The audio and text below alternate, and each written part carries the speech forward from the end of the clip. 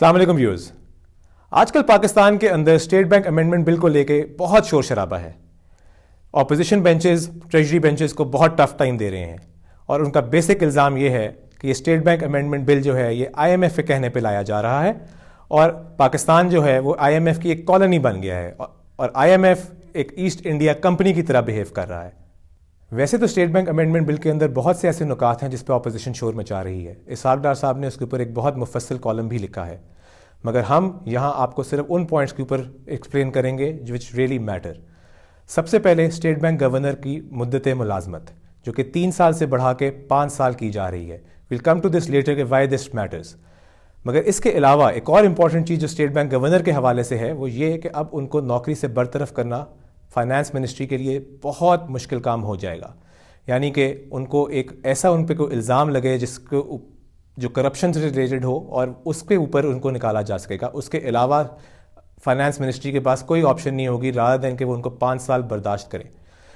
اس کے علاوہ جو سیکنڈ چیز میٹر کرتی ہے وہ یہ ہے کہ ایک کوآرڈینیشن کا میکنزم پہلے ہوتا تھا between the finance ministry and the state bank. یعنی کہ فائنانس منسٹری اور اسٹیٹ بینک آپس میں بیٹھ کے ایک پالیسی کے اوپر متفق ہوتے تھے جو کہ بیسکلی فائنانس منسٹری جس کو ڈومینیٹ کیا کرتی تھی. یہ کمیٹی اور بورڈ جو ہے یہ ڈیزالو ہو رہا ہے. Now this is very important because اس سے فائنانس منسٹری کے پاس کوئی ایسا میکنزم نہیں رہ جائے گا جس کے اندر وہ ڈائریکٹلی اسٹیٹ بینک کو پریشرائز کر سکے into what it wants the state bank to do.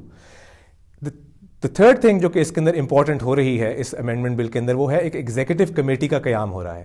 یہ executive committee basically governor state bank اس کو ڈومینیٹ کریں گے اور جو ساری چیزیں اسٹیٹ بینک کے ڈے ٹو ڈے آپریشنز ہیں جس میں بہت سے ایسے فیصلے ہیں جو کہ کہنے کو تو ڈے ٹو ڈے آپریشنز ہیں مگر جن سے کافی زیادہ مانیٹری پالیسیز سے ریلیٹڈ بھی ہیں, ان کے اوپن مارکیٹ آپریشن سے ریلیٹڈ بھی ہیں, یہ سارے فیصلے اب ایک ایگزیکٹو کمیٹی کرے گی which will essentially be dominated by the governor of the state bank of Pakistan.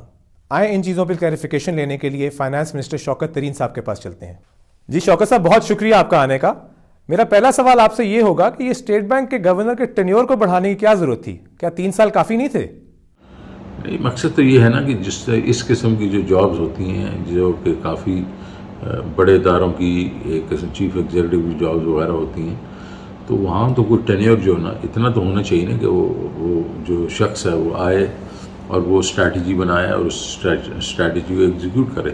3 سال میں تو کچھ بھی نہیں ہوتا نا. پہلے سال میں آپ سمجھتے ہیں کہ یہ جاب کیا ہے, دوسرے سال میں اگر آپ اسٹریٹجی بناتے بھی ہیں تو 1 سال آپ کے پاس اور ہوتا ہے. تو یوزلی اس قسم کی جو سینئر جابز ہوتی ہیں جس طرح ہم جن اداروں میں کام کرتے تھے کم از کم 5 سال کے تو ٹینیورز ہوتے ہیں. تو یہ میرے خیال میں ٹھیک ایک اسٹریٹجی ہے. شوکت صاحب, مگر ایک جو خدشہ پایا جاتا ہے وہ یہ ہے کہ جو پریزنٹ اسٹیٹ بینک کے گورنر ہیں کہ یہ آئی ایم ایف کے نامنی ہیں اور ان کا بیسک مقصد یہ جو 5 سال کا ٹینیور کرنے کا ہے وہ یہ ہے کہ آئی ایم ایف کا جب پروگرام ختم بھی ہو جائے گا جو کہ اگلے سال کے اینڈ میں ایکسپیکٹڈ ہے کہ آئی ایم ایف کا پروگرام ختم ہو جائے گا, اور جب آپ اس کے شیکل سے نکل جائیں گے اس کے باوجود through the governor of the state bank, because ان کے تو پھر 4 سال اس کے بعد بھی رہتے ہوں گے, وہ آپ کو اپنے دباؤ میں رکھ پائیں گے اور اسٹیٹ بینک اپنی منمانی کرے گا. یہ ساری کنسپریسی تھیوریز ہوتی ہے ہمارے پاکستان میں تو بہت چلتی ہے. مجھے یاد ہے جب میں آیا تھا سٹی بینک سے تو مجھے یہ امریکن سنڈی کہتے ہوتے تھے, کہتے کہ یہ بس وہاں سے آیا امریکن سنڈی اور یہ یہاں پتہ نہیں کیا کر دے گا. تو یہ چیزیں جو ہیں ہمیں اس میں نہیں پڑھنا چاہیے. شوکت صاحب, آپ نے کچھ دن پہلے ایک پریس کانفرنس کے اندر یہ کہا کہ اگر اسٹیٹ بینک ہمارے ہاتھوں سے نکل گیا تو ہم ایک سمپل میجورٹی کے تھرو یہ امینڈمنٹ جو ہے واپس لے لیں گے. تو کیا آپ کو اصل میں لگتا ہے کہ اس کو لینے کی ضرورت پڑے گی؟ اور کنسیڈرنگ کہ اپوزیشن جو ہے آگے اگر فار ایگزامپل حکومت چینج ہوتی ہے اور اپوزیشن پارٹی جو ہے وہ حکومت میں آ جاتی ہے تو for share political point scoring وہ اس کو واپس لے لے گی, اسپیشلی ایٹ اے ٹائم جب کہ آئی ایم ایف کا ڈنڈا بھی ختم ہو چکا ہوگا اور آئی ایم ایف کے آپ اس میں نہیں ہوں گے. تو یہ ایک بہت میک شفٹ سا ارینجمنٹ لگتا ہے جو کہ شاید 1.5 سال سے اوپر نہ چل سکے. آپ اس کے بارے میں کیا کہیں گے؟ دیکھیں جی, میں نے تو کل بھی کہا ہے اور ہم لوگ نے اپنی پارلیمنٹری پارٹی میں بھی کہا ہے کہ یہ تو پی ٹی آئی کا ایک منشور تھا جس میں انہوں نے کہا تھا کہ ہم اداروں کو انڈیپینڈنٹ کرنا چاہیں گے, ان میں اٹانومی دینا چاہیں گے تاکہ وہ فنکشن کر سکیں. تو یہ تو اسی منشور کا ایک حصہ ہے. تو ہم تو یہ کہہ رہے ہیں کہ ہم اس کو جو اسٹرینتھن کر رہے ہیں وہ صرف کوئی آئی ایم ایف کے ڈنڈے کی وجہ سے نہیں کر رہے. یہ تو ہماری اپنی جو ہے پالیسی بھی یہی ہے. اب جو ہم اس کے بیچ میں جو لے کے آ رہے ہیں اصلاحات جو ہیں وہ اگر اسٹیٹ بینک کی جو ہماری جو ہوگی جو ایک قسم سے مینجمنٹ اور جو اوور سائٹ ہوگی وہ اس کو اگر پازیٹیولی دیکھے گی اور اس کو پازیٹیولی چلائے گی اور اس کو اس ایک مطلب باغی نہیں ہو جائیں گے تو یہ چلتی رہے گی. تو پھر تو آنے والی جو حکومتیں وہ بھی چلاتی رہیں گی. لیکن اگر اس میں ہمیں یہ مطلب پتہ چلا یا ہم آنے والی حکومت کو پتہ چلے گا کہ فیل کریں گے کہ یہ جو ہے یہ ایک قسم باغی ہونا شروع ہو گئے ہیں اور حکومت پاکستان یا اسٹیٹ آف پاکستان کے انٹرسٹ میں کام نہیں کر رہے, تو پھر میں اس صورت میں کہہ رہا تھا کہ دیٹ ایکسٹریم سچویشن یہ کوئی ایکٹ آف پارلیمنٹ وہ نہیں ہے, کانسٹیٹیوشن کا ایکٹ نہیں ہے, یہ ایک بیسیکلی ایکٹ آف پارلیمنٹ ہے. ایکٹ آف پارلیمنٹ سے یہ چیزیں واپس بھی لی جا سکتی ہیں. جی شوکت صاحب, یہ جو ایک ایگزیکٹو کمیٹی کا قیام کیا جا رہا ہے اسٹیٹ بینک کے اندر جس کو گورنر ہیڈ کریں گے اور سارے فیصلے جو کہ مانیٹری پالیسی کمیٹی نہیں کر رہی ہوگی وہ اس کے اندر ہوئے گی, آپ کا خیال ہے اس کی وجہ سے آپ لوگوں کو بعد میں کوئی مشکلات پیش آ سکتی ہیں؟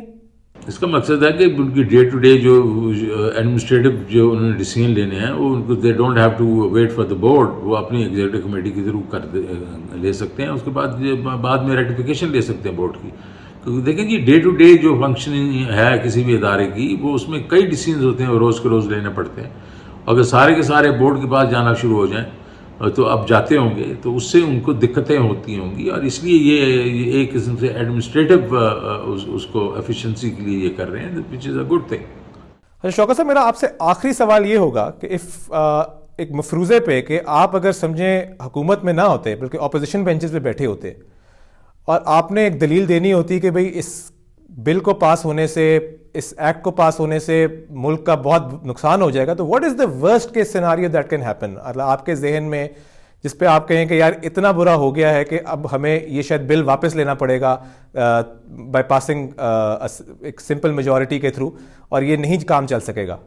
نہیں, ورسٹ کیس سیناریو تو یہ ہو سکتا ہے. دیکھیں کہ جی اگر اسٹیٹ بینک جو ہے وہ حکومت کے جو اکنامک جو پالیسی گائیڈ لائنز ہیں یا آبجیکٹیوز ہیں اس کے ساتھ وہ اپنا رول پلے نہ کریں تو وہ اگر یہ ایک آبسٹیکل بن جائے تو وہ ہمارے لیے ورسٹ کیس سیناریو ہوگا, جو میرے نزدیک نہیں ہوگا. بیکاز اگر بورڈ کے جو ممبرز وغیرہ ہیں وہ ہم نے اگر اپوائنٹ کیے ہیں اور سوچ سمجھ کے کیے ہیں تو کبھی بھی اسٹیٹ بینک کو اس لیول پہ نہیں لے کے جائیں گے جہاں کہ وہ ابسٹرکٹیو ہو جائے. لیکن انڈیپینڈنس تو ہوگی, اور وہ تو میں بھی اگر میں اپوزیشن میں بھی ہوں آئی ول سپورٹ انڈیپینڈنس. بہت شکریہ شوکت صاحب, thank you for your time. یہ شوکت ترین صاحب نے اینڈ میں بورڈ آف ڈائریکٹرز کا ذکر کیا ہے, یہ ایک بہت انٹرسٹنگ اور امپورٹنٹ پوائنٹ ہے. اگر اسٹیٹ بینک کو کنٹرول کرنا ہے تو یہ بورڈ آف ڈائریکٹرز کے تھرو ہی کرنے کا ان کا پلان ہے, بیکاز اور کوئی آپشن فائنانس منسٹری کے پاس رہ نہیں گئی ہے. اگر آپ اس کو آسانی سے سمجھنا چاہیں تو آپ سینٹرل بینک کو ایک جن کی مانند سمجھیں, اور یہ اس جن کی جان جو ہے وہ ایک طوطے میں ہو. وہ طوطا بورڈ آف ڈائریکٹرز ہے جس کی گردن جو ہے وہ شوکت ترین صاحب کے ہاتھ میں ہے. اس کی وجہ یہ ہے کہ بورڈ آف ڈائریکٹرز میں ٹوٹل 9 ممبران ہوتے ہیں, جس میں سے ایک تو گورنر اسٹیٹ بینک خود ہیں, مگر باقی 8 کے 8 ممبران جو ہے وہ فائنانس منسٹری ڈائریکٹلی اپوائنٹ کرتی ہے. اب اس میں جائے بغیر کہ بورڈ آف ڈائریکٹرز کے پاس کیا پاورز ہیں, اس میں سے ایک امپورٹنٹ چیز جو ہے وہ یہ ہے کہ ایک مانیٹری پالیسی کمیٹی جو کہ ایک اور بڑی امپورٹنٹ کمیٹی ہے اسٹیٹ بینک کی, جو کہ یہ تعین کرتی ہے کہ انٹرسٹ ریٹس کو بڑھانا ہے یا نہیں بڑھانا ہے, which is probably the most important policy aspect جو کہ اسٹیٹ بینک کے ہاتھ میں ہوتا ہے. یہ لوگوں کی غلط فہمی ہے کہ یہ گورنر ڈیسائیڈ کرتے ہیں. یہ گورنر اکیلے ڈیسائیڈ نہیں کرتے, یہ مانیٹری پالیسی کمیٹی کے ممبران ڈیسائیڈ کرتے ہیں, اور ان ممبران میں سے 6 ممبران جو ہیں through the board of directors جس کا پہلے ہم نے ذکر کر دیا, یا فائنانس منسٹری ڈائریکٹلی 6 ممبران اس میں سے خود اپوائنٹ کرتی ہے.